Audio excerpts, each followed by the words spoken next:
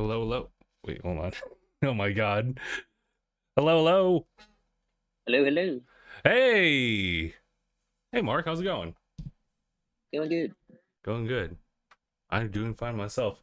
Let's go ahead and get started with the intro, though. But hey, guys, how's it going? My name is Justin, Mark. and you're watching or listening to episode 397 of DangIT Prodcast. We're here. It's a nice Saturday. It's this weekend. I got like a weird.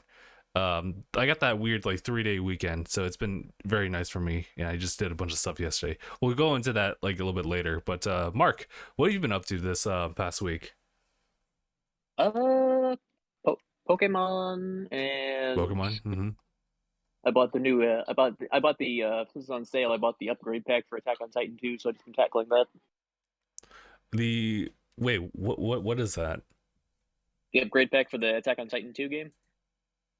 Oh, well, okay. I know about the game. I don't know about this upgrade pack. I thought that was just a one-time thing. No, it's the upgrade. It's an upgrade for the final fight, which added more stuff from the anime to it. Oh, gotcha. That's nice. Nice that they added some other stuff. I honestly don't know exactly where they ended up with that. I just know it's a super expensive game. Well, not digitally. I think it's just one of those physical things. But yeah, alrighty. Yeah. But yeah, definitely Pokemon. Like we talked about it last podcast, how like, I mean, well, Mark, well, to recap, Mark, speed. So now we're back here. Absolute, like you cleared the game in like close to like a full 2 days. Which I mean, like, perhaps it is like it could possibly well be like one of the shortest like Pokemon games, depending on how you approach it. I've seen a couple things here and there, but essentially, the game does kind of like allow for like a good bit of like level grinding. Well, not level grinding, just over leveling, and Not nearly as much as Sword and Shield. not this is true. It's funny enough that like this past weekend I kind of like dug into that just for a little bit. I just had a little fun of that. Just like I started off. I already have whatchamacallit. I went with Score Bunny this time, and I You did Sword and Shield again? well Sword, because Shield's like my main file. But I wanted to redeem the legendary shiny, so I did that just because I couldn't really find any other time to do so. And I I like as soon as I got mystery gift, I dumped this shiny dog boy in here. I was like, this is good. All right, let's do some damage. What do you mean you're sleeping? Tiny dog boy. Oh, the whole GameStop thing. A while back, I think it was around October and November. GameStop was giving off like codes for the shiny like alternative like legendaries for the games. Oh, Meaning shiny. Oh, shiny Zamazenta and Zacian. shiny. Yeah. Yeah, So Zamazenta Zacian. Yeah. yeah. So with Sword, that means Zamazenta shows up in that one as my shiny. So I just have the shiny shield boy in my party. And I try to make a move, but I realize immediately that he doesn't like have my ID on him, so he belongs to Arthur, and I can't do anything with him. So I was like, "All right, you go to Pokemon Home now." Funny thing is, like a friend of a friend wanted a Munchlax for Arceus, and Mm, there was a Munchlax outbreak on mine, so I had some to spare, so I gave them one, and they really loved Munchlax. So I was like, nice. I'll give him something real nice. Mm. I sent the dude an Alpha Munchlax. No.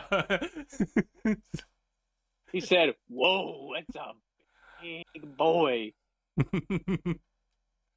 I I caught I sent him oh an good. Alpha level 73 Munchlax. Oh my god. What's the point of evolving him, Like he's already big enough? They don't plan on evolving him. They plan on keeping him as a Munchlax. I was like, yeah, fair enough. That's fair. Honestly, like in that game, if I feel like I want to just have like the small Pokemon, like maybe not like in the main game, but like post game, like once I go in and just like recapture like the starters, like I'll have another Rowlet. Yeah, because they'll appear in the time rifts. Yeah. I'm looking forward to that one.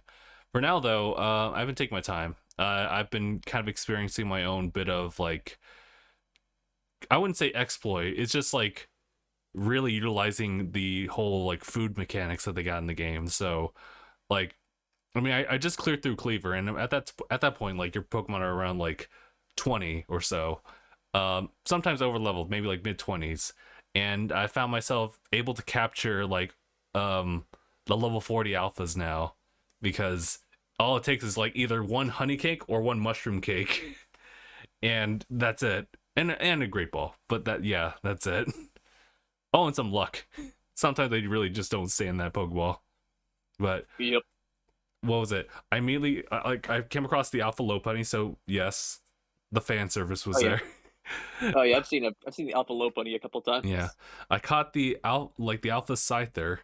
Um, Obviously everyone's gotten like the Alpha B Barrel. Um, there was the Rapidash. I actually went back to catch that, and That Trojan horse of a fucking Pokemon. and then Thing is massive. just out of nowhere, I caught like an, well, not out of nowhere, I suppose, but I just got like an Alpha Starly of all things. Alpha Starly. It's a big little bird. I saw an Alpha Wurmple. Oh my. That lives in someone's nightmare already. So, man, dude, I love seeing like the alpha, like small Pokemon most of all. Like, Oh yeah, there you can get an Alpha of any Pokemon. oh man, that's crazy. Yeah, So, like one that I've seen, one that I've heard of, where mm, Austin John covered it, and mm, he said like the rarest Alpha in the game, and I was even surprised this was actually a thing, is mm. an Alpha Unknown. Oh, okay. It's just, it's I just a was bigger like, letter. I'm Ooh, sorry, okay, okay. Man, dude, I didn't even like Alpha Unknown. an alpha unknown.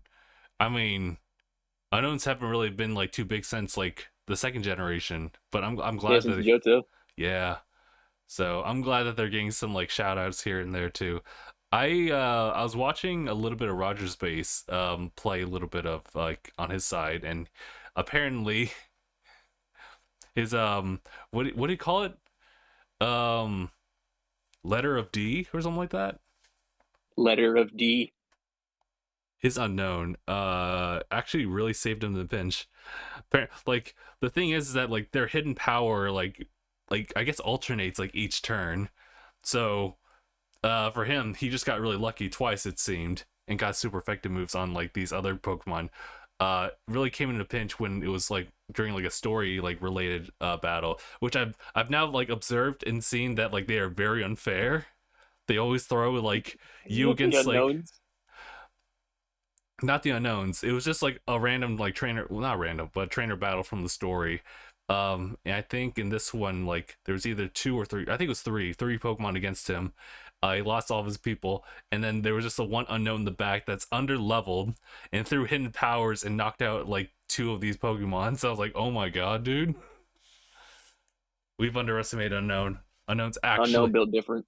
yeah, they are structurally built different, like Porygon. Like Porygon. I got all three Porygon, by the way. Got regular Oh, Porygon, Porygon 2, and Porygon Z. what's your favorite actually? Maybe Porygon Z. Hmm. I was Mainly thinking, yeah. because it's Okay. pretty good, but maybe honestly, it's hard to choose between the Porygons. Yeah, I kind of do like each of their forms, but I think I kind of miss seeing the OG a lot. I see a lot of Porygon 2 way back when. I think this is back in like the GameCube era where I think I seen like one too many like Porygon 2s, and I was like, okay, that's, I've seen a lot of those, but not a lot of Porygon Z actually, which is an interesting design for it for sure. Someone actually like posted a video of like Porygon Z sleeping, and it does not sit still. What the Megby? Because what was it like when it's like idle, it will just kind of like waver back and forth. But then when it like shuts, like when it quote unquote shuts down, it's just like, and you're like, easy, you okay? Easy now. Easy.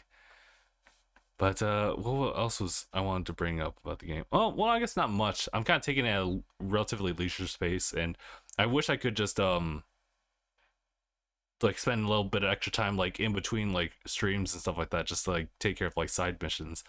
But you kind of already know what it is. You already know what's going on the other side. The the shiny hunts, which honestly at this point is it's become way too like I'm just surprised self-imposed. you haven't said fuck it. How have you not said fuck it by now? It's all self-imposed. I said what I said, so I have to go by that. But after that, You don't have to. I technically don't have to. I understand that like a shiny Turtwig is in Legends is so much more like or much easily accessible than one Any in shiny is. yeah. But I'm just like nah. At this point, like I've already like come this far, so I can't turn back. I just got an Alpha Magmar. Nice. I will, and I already have the item, so I'll be turning that into an Alpha Magmortar. Oh, nice. Man, Also dude. got a Magby. So where are you now in Legends? Like as far as like post game. Shiny? Not a shiny. I didn't even know this was here. Oh. It's a Ninetales. Have you not caught a Ninetales? No, I don't have a Ninetales. It's an Alpha Ninetales. Oh. Nice. Ooh. But as you guys can see, Mark's like currently playing through Trying to complete the Pokédex so I can go and encounter Arceus. Oh yeah, got you. Yeah, I was thinking like, yeah, I think that was like I never like read it specifically that like that's the requirement for Arceus, but like he literally just says that in the beginning, so I just assumed that like there is like the final thing where you can finally catch Arceus, because unfortunately that doesn't like go away from me. That was easily something that was posted somewhere. But yeah, I'm totally fine with that. I'm just kind of playing things at my own pace, and it's been like a great experience.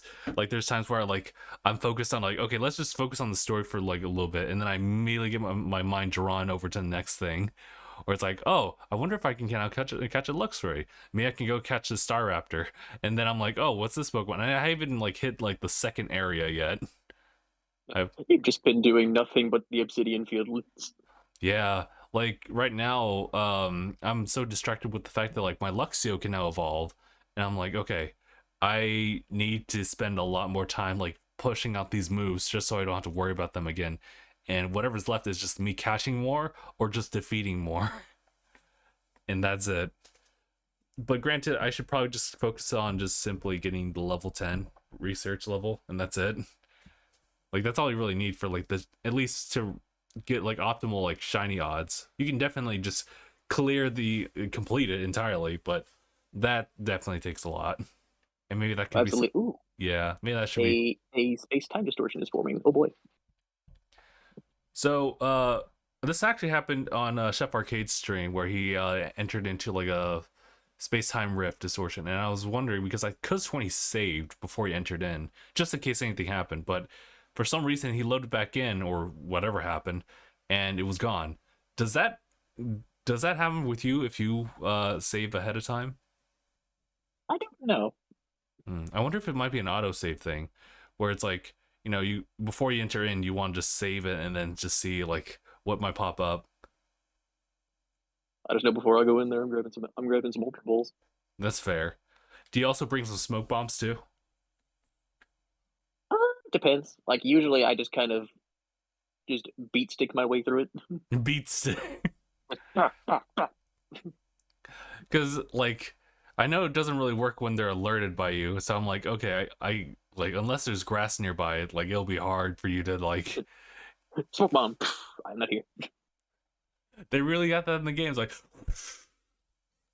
you just like start chucking things, or I am the wind. I'm not sure if you have easy access to the materials in the late game as far as like crafting like the final tier of like feather balls, but that's also an option. Balls. Yeah, because I think those are really dope. You just simply like dude, they're so fast. It's great. Like they're so fast. Oh wait, since you like given somebody like a Munchlax, that means you've seen like the trading animation, right? Yeah. Oh my god, I love that. It's It's hilarious. so funny. Rocket powered. Oh my god. Legitimately rocket powered Pokeballs. It makes you really wonder why did they forego that? It's like, why was this never a thing? Why don't we have rocket balls? Why do yeah, why do we not have jet balls? Like why is everything so Now that clean? Well, Master Ball's now fine. that's a jet ball. Now that's a jet ball. The jet ball we have right now, it's fast, but it's no.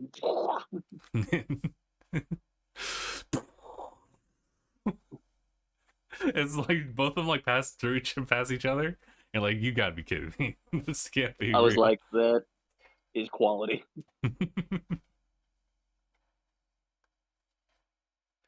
Oh my god, the game is super charming. I'm glad that it's done so successfully. It's really going to open up the eyes of anyone making future like Pokemon content. I I'm looking forward to like the next like project for that. Meantime, Absolutely. Like, I'm just wondering, like, hmm? because obviously after this, I think we're getting Gen 9. Oh yeah, I I think we're ready for It's like been a about Gen. Yeah, I think we're ready it's for a been Gen about 9. time. Yeah, I we're think we're here. I think we're ready. yeah. Right now, it really has been kind of focused on Sword and Shield, and I understand why because they put quite a lot as far as like a lot of I guess like ease of access tools in there. They really integrated like access to the competitive battles there too. The only thing I guess like personally I think they're missing is just the whatchamacallit it, the national dex, just so you can like have like all the Pokemon over there. Because right now Pokemon it's Infinite. now granted though, like what they added in through DLC is quite substantial for sure, but it isn't quite everything. And I guess it is what it is. So I wonder how they're going to deal with Gen 9. I guess everyone's going to just assume that like they might have to do something about the national dex or not. Let's go Australia. Let's go Australia. I really want to see that made into a Pokemon region. I really do. Mm. Oh my god. I think otherwise there's something I had thought about more about like the visuals on Pokemon Legends. I think it's totally fine, mind you, but you know, I wonder if we'll start to see a lot more like environmental cool stuff because I'm on the bench where they done a good job with the models of both the Pokemon and the people. But the environments have been kind of Lackluster. a little lackluster, like kind of like the lesser of like the focus stuff, and I get that. Like I've played through Telluride 1 and 2. I've seen like really bad environmental stuff. But in trade off like with some other like really content as far as just like combat and like whatnot. That's yeah, I get it. I totally 100% get it now. But it might be a good thing with the success of this game that they'll try to make a little bit more uh I guess like environmental stuff like in the future that is much more like I guess integrated to like just your navigation and just like your exploration like of the world because when I was playing Pokemon Sword again, or I guess Pokemon Sword instead of Pokemon Shield, and starting anew, I remembered how it truly 3D it just felt as far as like you running around. Um, Now but I was like, what? No. is the gate down? Oh, okay, we're just gonna we're just gonna have that. Sorry. No, it's okay. But it's interesting because they've always had like these 3D environments to explore, all the way back to like Coliseum, like GameCube days, um, to well Pokemon X and Y, all the way up to here, Sword and Shield. Like they've had it. They've like definitely built like environments around, but this was like kind of the first take of like a huge open world game, and Mhm. I look forward to them like really building on that a lot more. So, but personally, I think that the environments they have right now like are just fine. I'm pretty sure they could add improvements here and there, but like it's nothing that I really notice personally. I usually just focus on like getting around like here and there and just catching the new Pokemon like across the field. Which speaking of which, I remember I was doing the exact same thing in Legends the other night. I was looking for like a Pichu and a Pikachu, either one, because like there's somewhere in the area. I just don't know where. Seppi was talking about it too. Like, oh, before you enter the forest to Cleaver, there's like a part of like the dam area where you can probably find one or two. I was like, okay, cool. I'm not finding any. Seppi, help me. Yeah, but no dice. I guess it's one of those cases where like I finally came across a Mime Junior and I was like, oh, I didn't see this one like in this area. It's like in the same area, like past Rabbit Ashes and the Ponyta. I was like, oh, there's a Mime Junior here, but it was like literally the only one. It's probably had the same like rarity as like Eevee at the time. But I was like, okay, alrighty. Also Chimchar, dude. Hmm. Yeah. Oh wait, I don't think you were there for that stream. I completely flunked it when it came to like catching Chimchar the first time I saw it. I was like, no, like I didn't like I didn't throw the right thing. I had just had like berries on me. I just threw it at it and proceeded to run off the cliff. I was like, oh, Oh no! You hit it with a berry. I hit it with the berry. It was You made it run. it was disrespectful. Turns out, it's kind of a rare occurrence, but it's located in Deer Track Heights, and it usually shows up like around like sundown to like the beginning of nightfall. That's when like only one will show up. So I did again. I did like maybe like 3 runs of it, like in total, just to double check each time, and eventually I got it. It was just like, There's always an alpha. There's always an alpha Infernape on the island, on the randomest island. okay, I obviously don't know where that is per se, but it's gonna show up later in the Obsidian story. Fieldlands. Oh, on the the island. Oh, okay, it's one of those. Okay, damn, Maybe dude. just look on the map to see like an island, and it's on that. I see. Okay, okay. Well, at least I got the Chimchar entry right now. I want to like I want to use Chimchar right now, even though it's gonna be like, oh, I'm gonna have like a grass fighting and then a fire fighting. All right, that's fine. But I still want to like fill in like the Pokedex entries for the other Pokemon too. So I'm always like I'm stuck with just like Dartrix, well, obviously the starter, Staravia, Luxio, Weasel, Floatzel now, some like a 5th and 6th one I'll remember from the top of my head. Oh, B-Barrel, just so I could finish up that Pokedex entry. Like I'm still like trapped with that, so I feel like I need to just like grind out like those entries like real quick, because otherwise like Hmm. me freeform like exploring doesn't necessarily like help with that. It does pass by the time, but it's not really actively helping with that objective. So Also, if you want a Magnemite or a Magneton or mm, even a Magnezone, you're gonna need to go to a space time rift in the Cobalt okay. area. Cobalt, what is it called? Cobalt Coastlands. That's what it is. Oh, okay. Yeah, okay. There's Honestly, certain Pokemon that you can only really get there in the space time rifts in certain areas. I I think like on a like perspective of just the lore, I think that makes sense. Because Porygon, for example, and like Magnemite, those are like kind of specific, like almost man-made Pokemon.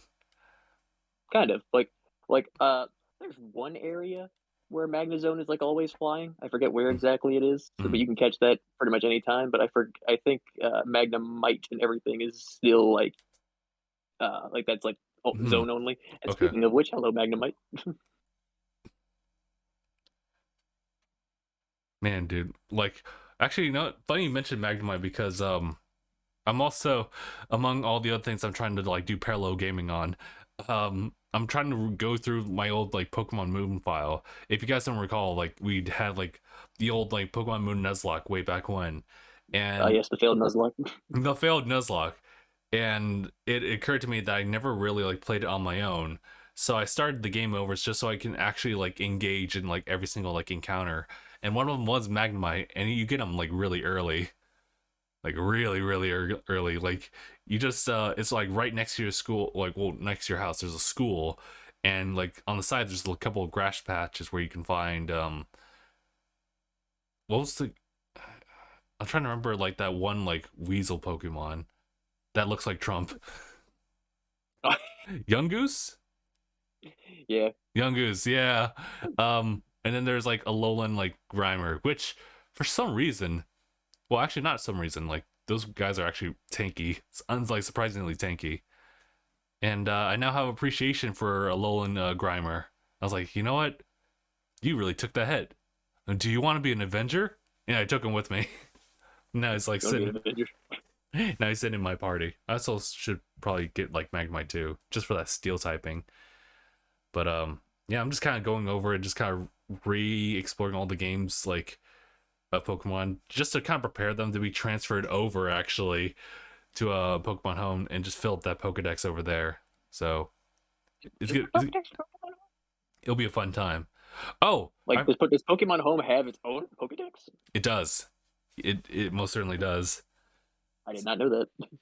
Yeah, so it isn't just like a simple place for you to like store Pokemon. I mean, it can be, but it's also kind of like a place where it could be like the central HUD for like everything. And as long as you have the subscription for it, which is the only downside for it. But I mean, you have a subscription. But without it, you can at least like have access to like 30 like slots for Pokemon to kind of like be transferred through. So if that's not like what you're trying to do, or rather, let's say you just really abstain from like putting any money towards this, you can really just like trade in and trade out stuff just to fill the Pokedex that way if you want. I think there'll be a limit though. I think there's a limit though, because I think when you take Pokemon like from like Gen 7, I believe. Yeah, Gen 7, and transfer it over to Pokemon Home, you can't really transfer it back, and I don't believe you can really transfer it over to X and Y, or sorry, Sword and Shield. So you might. So like, what's the point of even transferring them over? It works perfectly well when you have like, I think Let's Go, and then Sword and Shield transferring stuff over. But you can't, like, for the other previous Pokemon you might want to transfer over into like the current gen. I don't think you can transfer them back for obvious reasons. So you might be stuck with them, and you may or may not have to release them. That sucks. That makes me sad when I thought about it. Like, you have the option to release them like through Pokemon Home, but it's like, why would you do that? Why would you do such a thing? Why would you do something so menacing? But it's certainly like something I've been like really considering, because like I think I'm at a point where it's like we have the tools where you can actually catch them all. I mean, granted, you always could, but it always like required like either another game and or a game and a friend to trade with you, to which I never had that type of access to. Like, obviously I had my brother at the time with Pokemon Red and Blue, but neither of us were really like that keen on it, nor did we have the idea that there needed to be like these save batteries involved. So our files are wiped each time. It's a problem. So but that's only for the cartridge games. Everything else after that is pretty good. Like I busted out like the profile had like way back when, I think in 2006 or 8, and all the whole entire posse is there still. It's like, damn, dude, that level 100 Napoleon, this oddly level like 80 something or 40 something like Palkia, it's just still sitting there. This when the cat tree was like pretty high for the legendaries back then. Well, just Dialga and Palkia. Yeah, like I still have them like over there, and I could definitely just like bring them over at any time too, which I might consider for sure. I think it's because like I also have like some like other Pokemon there that was traded to me as well that I should probably transfer over if I can. We'll see that process through. Yeah, other than that, aside from like jumping back into those old games, I've been doing some like little bit of upgrades here and there for like the Switch. So first thing I upgraded was actually the micro SD card. Yeah, I upgraded mine with that before the game came out. So I initially been running like a 128, and it's been that's actually like really perfect for me, but like because I've been slowly reaching to like the very end of that like file spacing, I had like 3 gigs left. So I was like, okay, I gotta probably upgrade, but probably not like super like OP like 1 terabyte, I don't think I need that right now. So I just like doubled the capacity, and I went through the whole process of transferring files over. I literally had to bring like my old laptop back to life to do this. Live. You remember that Vine from, I think it was, yeah, I think it was Day Storm's like Vine from way back when, where he was doing the surprise motherfucker, oh guys motherfucker. It gets to a point where it's like baptized motherfucker, and it's like his son is like Surprise, motherfucker. It's exactly I remember all those. Great. but that's exactly what I did to my laptop. I literally just plugged in like the charger, and he was like ugh. Yes. It's like I woke him. I woke Chief up. What's going on? I need a weapon. Those are the first two lines he'll always say, like, what's happening? I need a weapon. I need a gun. I need a gun. Halsey. Halsey. And then Cortana. But I think he's done with that. Weapon. Weapon. What was it going on with that one? Oh yeah, the SD card. So I'm now ready to go. For another like 128 again. It's a little underwhelming when you look at your new file spacing and like already half of it's already been taken up. You're like, oh wait, that's just the existing memory. So I think I'll be good for a while. It was just like $26, so I was like, damn, that's just $6 more than what this was. Perfect. I think I'll be good with that. I also got I'm not sure if you were aware of this, Mark, too, but I got that 8-bit do wireless adapter so that you plug it into your Switch dock and you're able to power up like other controllers via Bluetooth to that little dongle adapter. And so I now have the Series controller like hooked up to it, and aside from just swapping like the button layouts, obviously because Nintendo and Xbox have like flipped like layouts for their buttons, everything else works flawlessly actually. Like the home button, the share button works. And actually that was kind of like the big takeaway, was that the share button actually works. So I was like, oh nice. So now Sure, it works. it lives, it breathes. But yeah, so that's totally functional. The only thing I have to do is just check a certain thing in the settings. It's pretty much the only thing that lets you I guess except for like the Joy-Cons, read like Amiibo like from your Pro controller. So that's the only thing I had to like turn off. I will.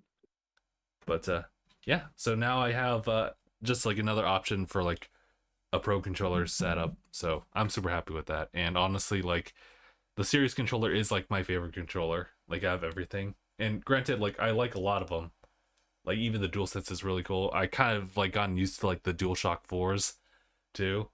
But the series controller still like sits like super well with me, especially when you're shiny hunting. Although the Joy-Cons do just fine on that one too. But that was definitely a worthwhile purchase for me. I've been holding off on that. It's just that like I love the Switch Pro controller, but it's not like something I always want to like default to every single time. Like I like it, but I like some variety here and there. So it was nice to kind of switch it up a little bit. That was not a pun, by the way. That was not a pun. I had to tell you full disclosure, that was not an intended pun. That just kind of happened. There was also one last thing I went out and did. It was actually yesterday. I was actually late to my stream. I was actually late for stream for this because I'd made plans for it because last week was kind of a successful like get of like or pick up games. I was talking about how like I playing through Pokemon Moon, and part of that was sparked by the fact that I actually like was able to buy like a brand new Pokemon Ultra Sun copy at its like MSRP. I was like, wow, that's really good. And then I also got like the Game Boy player too. I was like, damn, dude, we're now ready. We're ready for like content sharing. Once the like adapter thing comes in from like the Eon Mark II or something like that. But I was really encouraged by that to kind of like check out other like Game Boy and Game Boy Advance games. And I've been following this one dude on TikTok for a while who's been kind of posting like a lot of the finds that he has, and he has like some of those like Pacific Game Boy Advance and Game Boy titles. I was like, ooh, let's do it. Let me go drive over to that place real quick. I 100% underestimated like the travel time going back home, so that was why I was late. But I got a fair number of games like while I was like over there. Let me go ahead and pull these out over here. So we got on the Pokemon side, because I actually ended up getting like games from like 2 Pacific franchises in this case. It's like Let's Go Pikachu and Leaf Green. And Leaf Green. And Leaf Green. Just so that like I want to do some cool stuff like interacting with whatchamacallit, Leaf Green and my GameCube titles. Specifically XD like Gale of Darkness. Just so like those can interact with each other. I can bring Pokemon over there and like do some of the challenges that like I previously wasn't able to do in Gale of Darkness with just like the standard shadow Pokemon you get over there. And Let's Go Pikachu was just one of those titles where it's like it was on sale for 45. I was like, whoa, I mean, this vendor was selling it for 45. I was like, that's pretty like I remember when they said they were adding they were adding Shadow Lugia to Pokemon Go. I was like, excuse me? Oh yeah, I do remember that. I don't think I ever got a Shadow Lugia over there through Pokemon Go. But I was like, holy shit, that's a throwback. Mm-hmm. But yeah, no, like I really loved like the Coliseum and well the GameCube games in general. So I was like, ooh, it'd be much fun to like do the same stuff that I did before. Where I think my my cousin lended me his Pokemon Ruby version, and I had some fun there, just kind of transferring Pokemon over and just trading them. But aside from that, yeah, I also just wanted to do it for like some fun content here and there. Like if I wanted to go like retro on that. And again, Let's Go Pikachu was just definitely one of those games that like I was meaning to get, or Let's Go in general. But yeah, that's pretty much it. And I just kind of started that like pretty early. I also really was curious about like the gameplay experience in that one, because you don't really have wild Pokemon encounters the same way as you do. It's exactly like Pokemon Go in that case, but you still have trainer battles. So it's like, how do I? So I'm super curious, and it's also like, as far as like acquiring the starters, like it's a great way to. Well, I guess also Sword and Shield allows for that too, but I think it's a great way to just get as many like variations of Pokemon there too. The other 2 games that I was super excited to get, actually, one of the titles I was actually really the reason I even went there in the first place before was to get a GameCube title known as Kirby Air Ride. Kirby Air Ride. It's not the greatest game in the world for sure, especially in the Kirby franchise, but it is definitely a spin-off that is I think at the time is worthy to pick up. I know it's not like the greatest reviewed, but I definitely like now just kind of like, I guess, embracing like that the Kirby fan in me. I was like, okay, yeah, I gotta go get it. How else am I gonna find this thing? I must. More Kirby for the Kirby god. More Kirby for the Kirby gods. And while I was there, I actually noticed this rare find, actually, which was Kirby's Dreamland for the Game Boy Color. The cool thing about like that place I went to, LA Video Games, was the fact that like I was able to test out well, except for Let's Go Pikachu, but that works for sure. I was able to test out all 3 of these games, Dreamland, Leaf Green, and Air Ride, before I even left. So super cool, those guys. So I definitely support them. And I might one of these days, when I'm better prepared, go out and visit them again. But yeah, now I'm just like, more Kirby titles are coming. I'm currently setting my eyes out for like the DS games. Like despite like me just kind of like now just like transferring over, like Kirby fan now. Like I thought you'd be looking for the Kirby what's it called? I thought you'd be more preparing yourself for just the new Kirby game that's coming out, Kirby and the Forgotten Lands. Yeah, there's that as well, but like I just never like, despite that, like I don't have like a lot of Kirby games, for example. So I mean, as far as the ones I just like physically like I have on hand, well now with these 2 would be Technically, I do have Amazing Mirror, which is kind of like my favorite one out of the entire bunch, and that's actually like on the 3DS as part of the ambassador certificate that they offered up for a lot of the folks who bought like 3DSs, the OG versions, for a certain time frame after its release, as kind of like a thank you for supporting the 3DS. It's expensive as hell. We get it. Here's some like GBAs and NES, like Super NES games you can like play through that. I'm like, sweet. All right. So I was able to play Kirby and the Amazing Mirror that way. It's such a fun game. And let's see, the 3DS games, which are pretty much like, I think it's Triple Deluxe and like Planet Robobot. And I think out of that, I think that's all 5 Kirby games I actually have, but there's some like, I think there's 3 Kirby games like on the DS title, or sorry, the console. And that would probably be I think Squeak Squad was the one that came out first. I think Superstar Ultra, which is pretty much just like Superstar from the SNES, but it's just been ported over. With some, Gotcha. It was pretty much a remaster. And then Mass Attack, I think that was the last like DS Kirby title before they switched over to the 3DS. Okay. So those are the only ones I'm missing, I think. Otherwise, everything else is on like the Switch Online subscription, which is just NES and Super NES, I think. And that's it. Mm-hmm. So I'm like, oh yeah, and 64. Damn it. And 64. Kirby 64, the one that I've been wanting to play, the Crystal Shards one. Well, I'll just have to wait until like that releases, because I know that we just got like recently Banjo, so it's like they're making waves, just slowly. It's slow, but it's coming. Yeah. Funny thing is that during that like trip over, getting those 4 games, the guy that I talked to actually redirected me to another store. They was like, hey, you know what? Since you're in the area, I recommend on your way back, go ahead and stop by this place called Games Realms.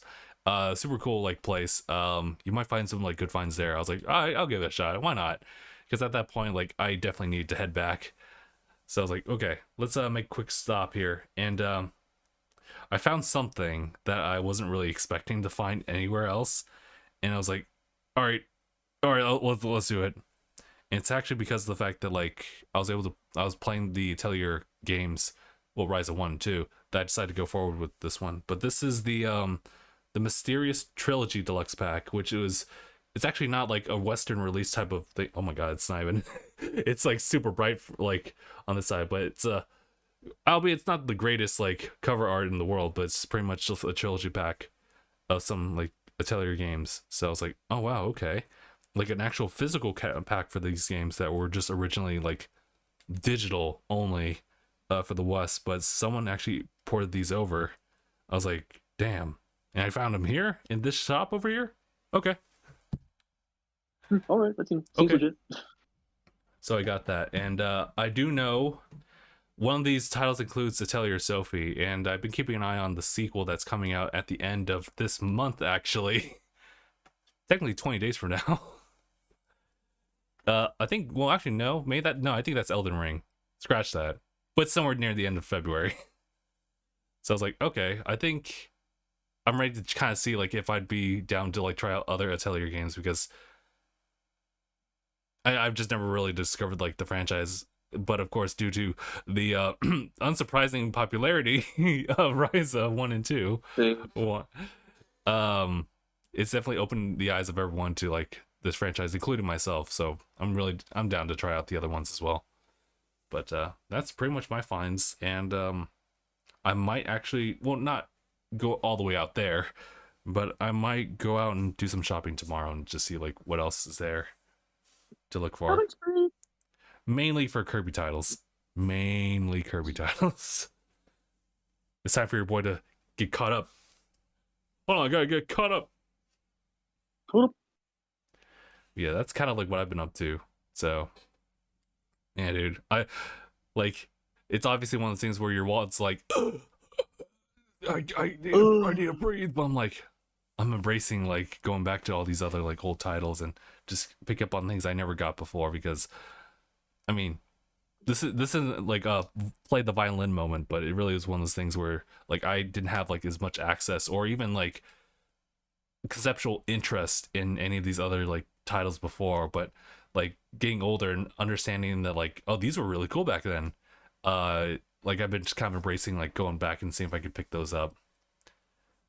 So that's kind of what I've been up to, and will continue to be up to, and we'll definitely update everybody whether you want to hear it or not on what You will hear about it. I'm gonna make you hear about it. No, wait, don't go. But wait. But yeah. But that's pretty much what I've been up to, and I'm super excited going forward with what's going on. It's just a shame though that like I think of everything I'm doing so far, the only thing that really like weighs me is that shiny hunt for Churchwood. Because like I want to do like a whole bunch of other stuff like content wise, but like that one, like I trained myself with the mindset to like whenever I'm doing something like very passive, I just have that pulled up and I'm just like running through. And I know like once I finally get to that shiny Turtwig, I'll finally play through the game and never do a shiny hunt ever again. And never look back. Unless it's for the posterity of the internet and people ask for it. Only then. But until then. But only then. But only then. Till then, I'm gonna just stick to my lane. Going forward. But I know there was. Did you see? Did you see what I sent you a messenger with the whole the Sea of Thieves 2022? Oh, you know what? I forgot to even like actually like watch the entire thing. What was exactly the rundown on that? Well, in 2022, well, I'll start with you with this. Okay. They have decided to close Arena. Oh, you mean the Arena? Oh, you know that? Oh, okay. Yeah, the They decided because they just noticed that everyone wants their game to go in more story direction and all the stuff in adventure rather than Arena. So they've made the decision, and in Arena, Arena will now be closing, but in Adventure, we'll now be getting mysteries, which is a new thing, and adventures, which is the big new thing. Oh. Adventures are going to be these limited time activities that are these huge story activities that'll be cinematic. Okay. And essentially, they will have based on the community's decisions and our actions, will have everlasting effects on the Sea of Thieves. Oh, okay. Like on the world itself. So like right now, like they've said before, like the first one is gonna be, and I'm so sad. Golden Sands has been captured in this fog, and all the residents have disappeared. Oh no, not our Golden Sands. And now you must find out why. So you go to Belle. You have to go to Belle, the new character that was introduced in the cinematic trailer, and start the adventure. And it's all really good. Like it looks so interesting, and I got to try a little bit of it out on the Insiders, and it's looking to be like it's gonna be a really good expansion. I see. Like they'll be doing about 2 to 3 adventures every month. Okay. Oh, and like they put out their roadmap for 2022. So yeah, Sea of Thieves is looking like it's going to be getting some really cool stuff. That's good. Definitely taking the feedback on everyone and really just figuring out exactly what they want to do going forward to help like in a sense just really please like the player base and reinvent things and be willing to like sacrifice things here and there just for like an overall like better, I guess, time for everyone's experiences playing through the game. I know for me, like I'm definitely like a little bit more story driven than I am just like a PvP like person. Yeah, that's what they're going for. Yeah, like they're going to be putting all hands on deck with that. And I think what's going to be really interesting is just the fact that based on our decisions as a player base, what we do, the game world itself is going to be. We'll figure out what's going to happen to it. So many things could change. Yeah, I was gonna say like it does seem kind of open ended to see what's going on. Like Golden Sands, like they showed it off in the trailer, but in the Insiders testing it, like what they said really drives home. like in the video whole full video for it, they said they really added in the dramatic music, the just shattered area, just to really put the emotions through for everyone. Because it's Golden Sands is not only my favorite, but it turns out it is the most popular outpost in Sea of Thieves. Yeah, for sure. I don't know if that was something because of the fact that like how that's kind of like one of the places you really start off from. It's like where everyone starts usually. Yeah. But it's also just I think it's the most aesthetically beautiful. Yeah. So it's like, damn, dude, not Seeing it not Gold destroyed, Sand. just seeing it destroyed, surrounded by this fog. It's like my baby. It looks like, yeah, it really is just the aesthetics of it. Like, there's something about like the sands there that like really clean it up, and every other like area is kind of different in its own way.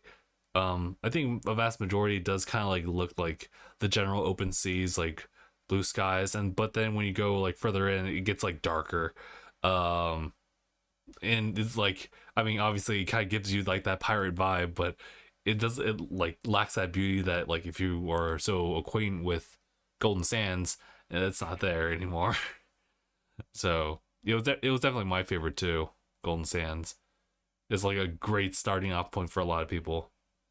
Oh yeah, And and there also be exclusive rewards for compete for you know participating in the adventures. okay.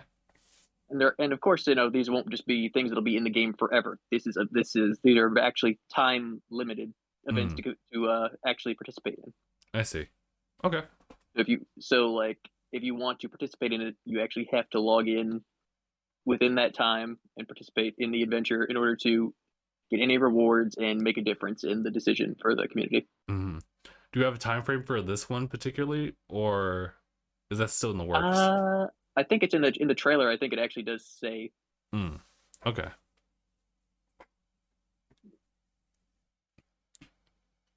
We'll see. that is that is an We'll alpha see. magic card. That's an alpha, but is it golden? No. No, Mm. that's shiny. Nah. She's crazy, and she must be put down. But yeah, like I just think that this is definitely like I'm just happy. I am happy to see that Sea of Thieves has really turned things around because I remember Mm. before some people didn't have hope, but I always stuck by the game because I knew what potential it had, and to see that it's now like this with millions of players, it's good to see. Yeah. I I've been happy to see a game like that kind of just show up and like really stay, because it's one of those, what's the specific like coin term for it, um like a live service type of thing. Yeah, live service. Yeah, it's a live service where, I mean, a lot of it is based on like the updates that get sent in, and it's kind of like it's a feedback loop that needs to be like starting off from like the player's perspective. They are the ones that push forward with the progress of like any type of game, instead of like just a fully completed game just right off the bat on marketplace. um Something like this is very special in the sense that, you know, if no one like really like puts their time into it, like them, and it just goes away after a good Okay. while. Another game, tons of potential. Unfortunate. Hmm. That one was also kind of like a sad thing for me too, because it really was that like that demo where you finally you go into the suit for the first time, you make a big dive in, and you just like explore like the terrain, and I thought that was super cool. It's like you're even in this suit, you're like this tiny thing in this possibly expansive map, and unfortunately, it I guess it never really followed through like with the full promises that it had, and Just but really unfortunate. yeah, and you know, Sea of Thieves could have easily been like that if it had like the wrong like direction, or like it decided to implement things incorrectly. But it seems that they like taking measures like here and there. Maybe they weren't always like unanimously like agreed upon, sure. Um, but they decided to go forward with like for character feedback to this point where they literally just had to like choose a side and then and walk that path. So in this case, it's like to walk away from arena and go towards like more adventure based stuff. And I think it worked out all the better because for me, for sure, the exploration of it was definitely the selling point. Just to continue to play it, just and from in my case to continue with Game Pass at the time too. So All the funny stuff that happens when you play with your friends in Sea of Thieves. yeah, it's just like it really, and it's also just a really nice chill time too. Like it doesn't have to be like a crazy competitive game. For me, it was just like, we're here to have fun. We're here to like acquire like some booty, but Some booty isle. booty aisle. Never forget. But also just like have as like a place where you could still like talk to friends while still doing stuff. Yeah, it's great. Also pets. Also pets. I do love the pets. Mm-hmm. Monkey. Nia is still the banner. Nia's still there. So is Caspar. I know, but Nia is your Twitch banner. Yeah, Nia is Twitch banner. I do remember that. So, which actually, you know what? That gives me an idea. I've been wanting to like resource like a lot of like things as part of like new things like incorporate into like waiting rooms and stuff like that. Just other like scenes and whatnot. But I need to have an idea for it. But I'm getting certain ideas through like Kirby, but I guess now Nia as well. But I'm not sure if I can really do it. You could easily like with the because now we can sit down in Sea of Thieves. Like we can sit down in every chair, lay down in the bed and sleep, and you actually regain health from sleeping. Mm-hmm. So honestly, you could just sit down in the captain's chair and just have that be your waiting room thing. That's good. That's a good idea. I just sat down. I just took a screenshot of myself just like after I sat down in my captain's chair. Look like what's up. I have some ideas. I just need to it requires me oh my god, the more I think about it, the more it feels like a Kingdom Hearts like title menu scene. I have Nia like look say, like whenever Nia. they announce that, we'll see. Whenever they announce whatever's next for Kingdom Hearts, I just have a feeling it's going to be 4. Yeah, we do have that 25th anniversary thing happening, so I have no idea what to expect, but I'm still in the corner where it's like they got some explain to do about the Switch titles. They could easily walk away from that. Like it's just like a thing that happened in February that came out, and I hope mention it. I hope they mention it. I hope they address something about it, but they can also just not. It'd be easier just to not. Yeah, probably. Because granted, it'd be like at least they acknowledged it, but then again, it'd probably be easier just to. It's just something that like we just tripped over it, and we just got back up. We started running again, and it's fine. I hope they. Sorry. Yeah. No, they don't even say that. They just move on. My bad. Yeah, no. So check out this new thing. It's Kingdom Hearts 4. It's gonna be available on the Switch natively. I was like, wait, what? Sora is now 35. Excuse me. Sora's 35. No, this is all like. I mean, I don't think every single game is gonna be like this. I know that like at a certain point in the transition to like different like consoles and whatnot for games, like for example, here's one that's pretty good. A port for like the Sonic the Hedgehog, or not Sonic the Hedgehog, Sonic Unleashed. Obviously they came out on like PlayStation 3, Xbox 360, later on PC, but they had the Wii and the PlayStation 2 version, I think, something like that. Yeah, DS version, and there's 3 like different versions amongst all those titles. So I wonder if they could have done something with Kingdom Hearts that would have been like a different type of port entirely. Of course, back then they had to cater to it because like there were stricter limitations. But here, I mean, I guess we're either embracing like cloud streaming, or we're just trying to like fit like the whole thing into like every single console, because it's probably cheaper that way, instead of just trying to create like a whole new game from the ground up just for the specific port. And I guess we're also getting to a point where like the consoles are getting like that much beefier to even like allow for it. but not all are created equally. It's just simply us moving with the times on that. But I do remember when it was a case where they had different port versions. Oh, you know what? Another one, Star Wars Force Unleashed. Same thing. The Wii was like a entirely different type of game too. Like they really did change a lot for that game. Yeah. Didn't they have a Force Unleashed 2 for the Wii as well? They might have. Yeah, that or the Wii U or something like that. That was, man, that was wild. I think they even had like a DS one too. So weird. Yeah. So I think that if they, I mean, this is just simply an option. They really could have like possibly made like a different type of like version of Kingdom Hearts like 3, if anything. I can't, like, I'm on the boat as well as saying like there's not really an excuse for like the original like older games. They could have really done something with that. But it is what it is. Like Square. Wait, hold on. That was that was the exact same thing with like what was it? Guardians of the Galaxy. Same thing. Just a cloud version. Sorry if I'm sounding like Rick for a second. But they did the exact same thing. Just like, here's a cloud version, you know. Granted, I don't know who in charge over there does that, but it is it's been affiliated with Square Enix specifically. So I'm like, wait, who's in charge of the clouds? Who's in charge of these cloud versions? Who's greenlighting this? Who thinks this is a good idea? But who said this was all right? Yeah, I'm not sure about that. So I hope that they do something about that, like maybe later in the future. Yeah. All right. Looks like we're good on time. Mark, was there anything else you wanted to add?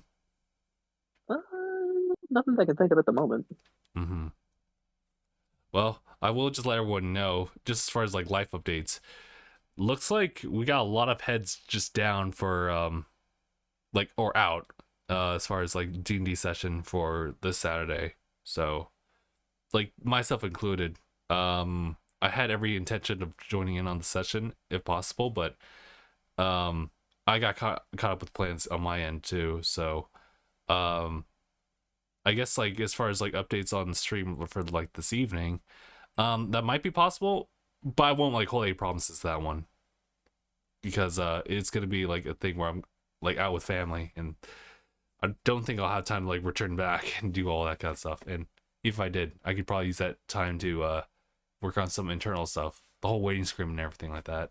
So we'll see on that end. But all right, I guess if there's nothing else to be added, I guess we'll go ahead and call it here.